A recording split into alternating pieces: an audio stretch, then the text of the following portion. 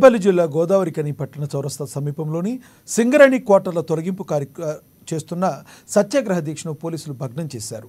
ఇటీవల రోడ్లపై విస్తరణ, పట్టణ సుందరీకరణ నేపథ్యంలో 82 క్వార్టర్లను సింగరేణి యాజమాన్యం నేలమట్టం చేస్తుంది. ఈ క్రమంలో తాము నివాసాలు కోల్పోతున్నామని ఆవేదన వ్యక్తం చేస్తున్నారు. ఈ క్రమంలోనే బాధితులు ఈరోజు ఉదయం చౌరస్తా వద్ద సత్యాగ్రహ దీక్షకు పూనుకున్నారు.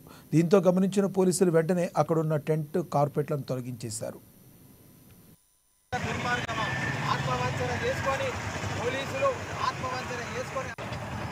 22 క్వార్టర్స్ తొలగిస్తున్నారు. మతి లేకుండా షాపింగ్ కాంప్లెక్స్ లేదు, ఈఓఐ ఎక్స్ప్రెషన్ ఆఫ్ ఇంట్రెస్ట్ అని చెప్పేసి ఇంకా నోటిఫికేషన్ దశలో ఉండి ప్రజాభిప్రాయ స్వీకరణ దశలో మరి క్వార్టర్లను దౌర్జన్యంగా కాలివేస్తున్న దాన్ని మేము కోర్టుకు వెళ్ళి స్టే తెచ్చుకున్నాం.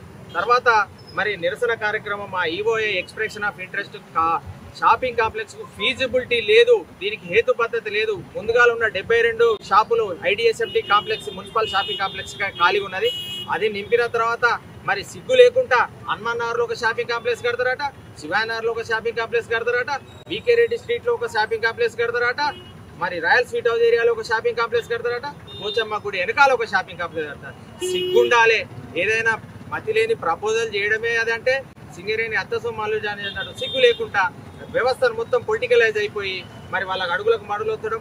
పోలీసులు కూడా మరి కనీసం మరి ఇక్కడ ఏం జరుగుతుంది, మరి మానవ హక్కులకు తీవ్రంగా భంగం కలగద్దన్న ఉద్దేశం కూడా చేసుకొని మొదటేమో టెంట్ వేయొద్దు అన్నారు. సరే మీరు అటు డిస్టర్బ్ లేకుండా చేసుకోండి అని అన్నారు.